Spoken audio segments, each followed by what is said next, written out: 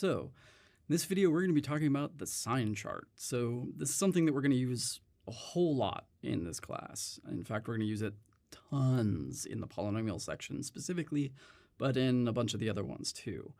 And it's worth a note that if you're going to go into Calc 1, whichever version of that, it is used in basically every section there, all over the place. This is one of those tools that is going to crop up over and over and over again a lot. And for that reason, we're going to go sort of very carefully and very in-depth into it, but you'll definitely want to practice this a lot, okay? So, as a starting point of reference, we're going to talk about sort of numbers in the real world, which I realize, right, academic class, what kind of nonsense is this craziness? But a lot of the times in the real world, there's sort of two parts to a question. There's sort of the big picture, did you make it? And then the next sort of follow-up is by how much, right? So you might see things like, did we make money or lose money this week? Or did you beat the record or not, right? Now, those may have follow-ups like, how much did we lose or gain? But, you know, the lose one usually comes a little quicker. And then you might ask, like, how much did you beat the record by? But the part where the sign chart really helps is that first part of whether you did it or not, okay? So for sign chart, the sort of easiest way of denoting some benchmark piece, whether you've sort of made it past something, right? Whether you made money, lose money, or whether you surpassed a record or not, is to sort of look at values that are positive and negative, right? In math land, right, that's a natural way to divide it is at zero, positive side, negative side. Now, typically this means that we take whatever the benchmark is, like, you know, whether we made money or lost money, well, where we broke even would be that sort of benchmark we're looking at. We want to arrange that to become zero, right? And so if we're looking at sort of if you made it past some record, we want that record to be that sort of 0 point, okay? That way, if you've made it past, it's positive, right? If you're above, positive. And if it's negative, right, below. And that sort of splits it naturally as a positive versus negative discussion when you talk about, did we do this, okay? Now, there's sort of an important footnote here about sign functions that make everything work.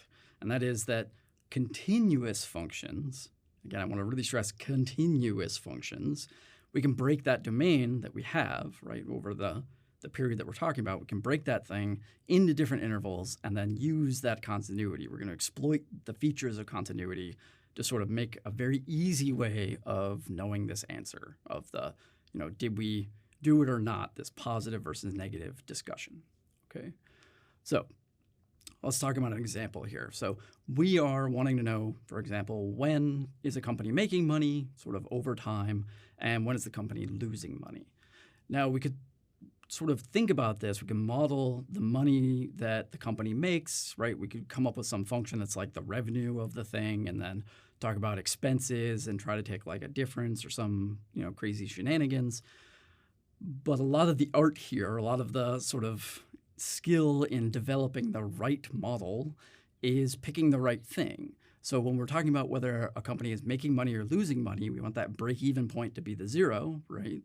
So what we're really asking about is the profit of the company. So we're going to have some profit function because if the profit is positive, we've made money. If the profit is negative, we've lost money, right? And that sets us up for that positive versus negative discussion. And obviously the sort of natural thing to choose, right, is profit over time. And maybe we're doing time in months, right, depending on, you might have like time in days if you're looking over a quarter or something. So this also obviously sort of depends on the company in the background, and we're just sort of doing this theoretical company. So let's say that, you know, you have your profit, you have a bunch of points, and you did some sort of like magic asking your spreadsheet to give you a function that sort of conforms to these things, and it spits out some function like this. P of t is this t minus 1 times t minus 2 times 3t minus 14, okay? So here, since we have this thing factored, right, our goal is to know where the zeros are, right? Because we want to know sort of where that break even happened. And we can use this zero product property, okay? So the zero product property tells us that a product of things is 0 if and only if one of those things is 0, which is a fancy way of saying that if we want to know where this P of t is 0, then it's equivalent to figuring out when each of these things are 0. That's the only time it can happen. So we do that by taking each factor and breaking it apart into its respective zeros. So we take t minus 1, we want to know where that's 0, so we set it equal to 0. T minus 2, want to know where that's 0, we set it equal to 0. 3t minus 14, want to know when that's 0, set it equal to 0. And then we solve each of these pieces. Okay, so you get t equals 1 for the first one, t equals 2 for the second one, and t is 14/3 for this third one.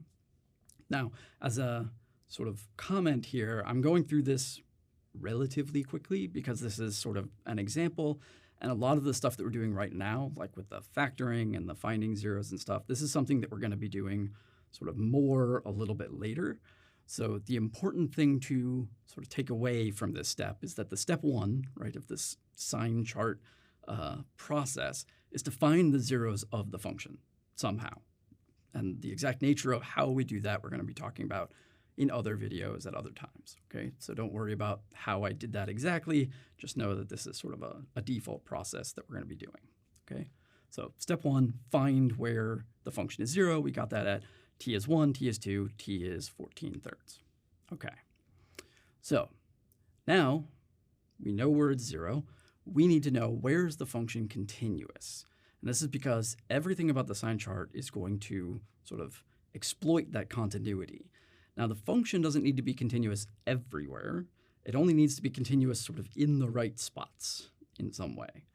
And in fact, as long as sort of where it's discontinuous is stuff that we can find, we can also sort of account for that as part of our sign chart.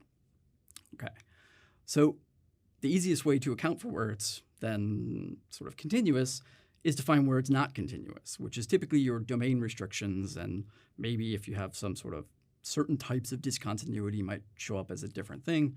Again, this is stuff that we're going to be doing sort of explicitly a little bit later. So I'm giving you the steps here, and then depending on sort of the order of the videos, maybe you know how to do this step, maybe you don't, but don't worry about it. This is stuff that we're covering explicitly in other content areas, okay? So you find any domain restrictions and sort of go from there. Now, what we have is a polynomial, and polynomials are continuous everywhere. So it turns out we don't have to worry about domain restrictions here, okay? If we had domain restrictions, we would record those. We don't here because it's a polynomial. All right, so the sort of claim that I made, right, is that we're exploiting continuity. So as a quick sort of 2-second refresher here, what is continuity? So a function, right, is continuous between 2 points. At this level, what we sort of explain that as is if we can draw the graph without sort of lifting up our pencil. As, again, a footnote, if you go on to calculus, you actually get a more rigorous definition. You get some algebraic way of figuring this out. For right now, we don't have that. So for right now, you can only sort of tell if something is continuous by either looking at the graph or figuring out sort of what type of function it is, like polynomial, and knowing things about that function type, like from the library of functions section that we have, okay? But the sort of question should come up, why is that important, right? I keep talking about exploiting continuity. What does that matter? Well, the thing that we want to sort of notice is how continuity forces the sign of the function and the zeros to be related. So let's say we have our graph, some sort of xy thing here, and we have 2 points. One of them is positive, meaning the y value is positive up here, and one of them is negative, right? The y value is negative down here. Now, if our function is continuous, that means that going from one of those points to the other, I can't lift my pencil. So however it gets there, maybe it looks like this, I have to cross that x-axis, meaning that I have to have a 0 somewhere between those 2 points. And the sort of next part of this is that that's true even if I go back up again. So if I go up and to the right, I also get another 0. And what we want to notice is that between these two zeros, right, the right 0 and the left 0, everything for the function is the same sign, okay? So what that means is between, again, assuming that it's continuous, this is like everything here, assuming that the function is continuous, between 2 zeros, right, so if I have a 0 here and a 0 here, between those 2 zeros, the sign of the function is the same. It's either always positive or always negative, right? What value it is obviously can change, but as always positive or always negative. And that's how we're going to do our sign chart, okay? So going back to our example, we solved here, right, the t1, 2, and 14/3. So we want to draw a number line, but instead of sort of writing in values for the number line, right, like you're used to writing in like 0, 1, 2 as like a sort of anchor point to understand, distances, don't do any of that. Instead, on our line, we're just going to record the values that are the zeros. And if we had domain restrictions, we'd throw them on there as well, right? So we write down all of the zeros and all of the domain restrictions on this thing. So a 0, we have a 0 of 1, a 0 of 2, and a 0 of 14/3. So we write them on this line. Again, if we had domain restrictions, like if we had a domain restriction of 3, we'd have that point somewhere over here. We would just put in 3 as well, okay? And the point there is that between points, we would have a continuous function. Because if it were discontinuous, right, at 3, then strictly between 3 and 2, we would have a continuous function. It's only at 3 that it becomes discontinuous, okay? So that's sort of how we get around having discontinuous functions in certain places. So now that we have sort of broken up the number line into intervals, and between each of these intervals it is continuous, we can sort of exploit that always positive or always negative thing by picking a value in that interval and deciding or determining whether or not that function is positive or negative at that value.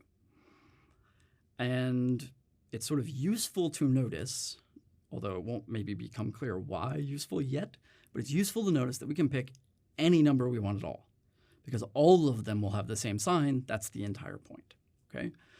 So I want to do, let's say, the interval between 1 and 2. I want to pick a number in there. I could pick 1.1, that would work. I could pick 1.5, that would work. I could pick 1.9623, like I could pick some crazy number as long as it's between 1 and 2. But why, right? Like, why on earth would I do that to myself? That is just asking for pain, right? So we can pick any number, so pick an easy number, right? Don't go crazy on yourself. So I'm going to stick with 1.5. That's probably the easiest one to do there. Now, I want to know whether the function is positive or negative, right? But we're not trying to compute the value. We just want to know if it's positive or negative. This might seem like a sort of silly distinction to make, but it turns out to be very helpful. So let's see. Let's see why, right? I'm claiming it's helpful, but don't believe me. I'm a math person. I lie all the time, right? So if I'm going to plug in 1.5, I could do that by computing some stuff. So if I'm plugging 1.5 into t, right, into this p of t thing here, I could plug it in, and I'd plug it in for all the t's. Do that. All right, well, p of 1.5 is this mess. And then I could compute, right? So I could do the 1.5 minus 1 is 0.5. 1.5 minus 2 is negative 0.5. And 3 times 1.5 is 4.5 minus 14 is negative 9.5. But like that already was annoying, right? Like it's not terrible, but it's obnoxious. What would be even worse is if I multiplied these numbers together, right? Because I'd be like, all right, 0.5 times negative 0.5, that's like negative, I don't know, like 0.25 or something. And then I'd be doing like negative 0.25 times negative 9.5. And now I'm doing all sorts of decimal carrying. Awful, awful. Don't do that to yourself. All we care about is positive and negative. So instead, we could sort of step back even at this point and say, okay, 0.5 is positive, negative 0.5 is negative, negative 9.5 is negative. Well, then positive times a negative, that's going to be positive. I don't care what the value is, right? Again, I'm harping on this, but this is useful. I don't care what the value is. I just care that it's positive or negative. So don't run down that rabbit hole and drive yourself mad, okay? Now, that's one of the pieces here.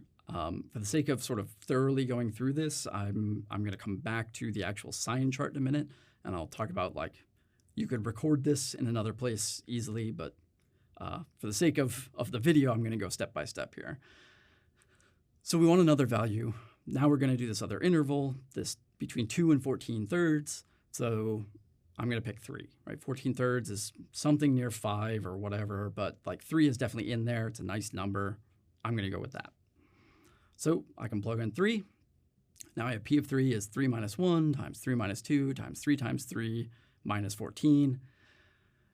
Now I could do the next step, right? 3 minus 1 is 2, 3 minus 2 is 1, 3 times 3 minus 14, like that's like whatever, negative 5, I guess, or something. But again, I'm doing computation, and the goal here is to avoid that, right? Computation is annoying. Believe it or not, math people hate computation just as much as you do. So all they care about is positive or negative. So when I look at 3 minus 1, I don't want to think 3 minus 1 is 2. I want to think 3 is bigger than 1. So when I subtract 1, it stays positive. So that first thing is positive, right? Next one, 3 minus 2, 3 is still bigger than 2. So subtracting 2, still positive. This next one, 3 times 3, maybe I do that if I'm not sure quite how that relates to 14. I get something like 9. 9 is smaller than 14. So when I subtract 14, it's going to become negative. So really all I care about then is that I have a positive times a negative. That's going to result in a negative, okay? So again, this sort of process, the idea, the hope, the dream is to not do actual computation and try to just as soon, sort of as early as you can, think of it in terms of positive and negative. Don't compute the actual value and see what you have for positives and negatives so that you can then get something together at the end. Notice this only works, right, if I'm multiplying. If I had like plus 17 at the end, then knowing that the first bit is negative and then adding 17, I'd have to compute the first part in order to tell whether it's still positive or negative or what, right? So this has to be some, factored form, essentially. All right. Now, you may think we're done. We did our 2 intervals. But there are 2 more intervals, right? There's the left side and the right side. Now, I guess the right side and left side. So the sort of thing here, though, is that the math part, right? Because like if I think about, say, this left part, negative infinity to 1. Well, this problem comes from, right, some talk about t being time, and we probably don't have negative infinity time. But the math part doesn't care because when we did it just symbolically, we only got these zeros. It's continuous everywhere. The rule still applies, meaning that I can pick any value in that interval and it will have the same sign as every other value. So it doesn't matter if I pick something that sort of makes sense for t, as long as the function is consistent, it'll tell me every sort of value what that sign is in that interval. So starting with the right side, I could pick something like, say, 5. Okay, so 5 is bigger than 14/3. So I could pick 5 over there. But then when I'm doing sort of the step-by-step, I might have to actually think like, okay, 3 times 5, is that going to be bigger or smaller than this 14, and exactly how that works out? And maybe I actually need to like do 3 times 5 to figure out what that number is before I can tell. And again, the goal here is to not do computation as much as possible. And the easiest way to do that when you're looking at the end intervals is to pick some laughably, absurdly large number that just overwhelms all of the small numbers in your factoring. So I want a number to the right of 14/3. I could pick 5, or I could pick 1,000, right? 1,000 is also to the right. I could pick 1,000,000, 1,000,000,000, 1,000,000,000,000. I just need some number over there, right? Some number to the right. But by picking some laughably large number like 1,000, if I think, like I wouldn't necessarily have to write this out, but by thinking about it, right, I'm like, okay, 1,000 minus 1, clearly positive, right? That minus 1's doing nothing. Minus 2, clearly positive. If I make it 3 times larger, that minus 14, still not doing anything, right? So 3 times 1,000, clearly positive. Minus 14, 14's doing nothing, still clearly positive. I don't even have to come up with the numbers to know that each of these things is positive. And that tells me that everything in that interval is positive, right? Because that specific value is positive, everything to the right of 14/3 is positive. That's the continuity bit. Same rule goes for going to the left. I could pick 0. That's, perfectly fine. But if I pick some laughably large number, it usually makes it very easy. All right, so if I pick 1,000, same deal applies. 1,000 minus 1, the minus 1's still going to make it negative. If I subtract 2, it still does nothing. It's still going to be negative. Multiplying by 3, negative 3,000, right? Like negative large and negative and large. Minus 14, still negative and large. Each of these things clearly negative, right? And so when I multiply the 3 negatives together, I get something that's clearly negative, so everything to that side is going to be negative. Okay? So again, laughably large numbers makes it very quick and easy to compute without actually computing. All right, so now what? Well, what have we figured out? We figured out that when we look at that sort of leftmost interval, that negative infinity up to 1, we have a negative. When we look at the next one, the 1 to 2, we have a positive. Next one, that 2 to 14 thirds, negative. And that last one, 14 thirds to infinity, positive. So we can record this, and in fact, sort of, we could do this as we go. I didn't do that here because I wanted to sort of go step by step. But we can record that by going to our number line bit, right? This number line that we have is already nicely set up to be split into those intervals. So I'm just going to write the relevant sign above that particular interval, right? So to the left of 1, I have my negative, right? That's the corresponding negative there. That 1 to 2, right, is positive. I just put that up there, negative, positive, etc. Now, I don't have to write these vertical lines. I'm just doing it so that you can sort of see it nicely. If you want to, that's great too.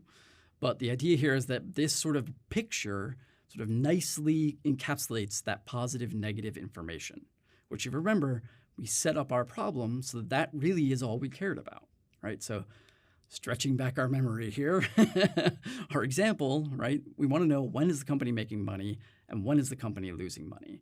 And we went through all of this work for this sign chart because the sign chart represents profit, right? We rigged the game so that when it's 0 is the break even, positive is when we make money, right? So we're making money where it's positive, which tells us between 1 and 2, right? Those months 1 and 2, we're making money.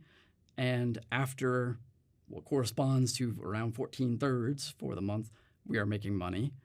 And we're losing money in the other times, right? We're losing money in that to the left of 1 and between 2 and 14 thirds. And this sort of nice little sign graph encapsulates all the information we needed once we got there. Okay.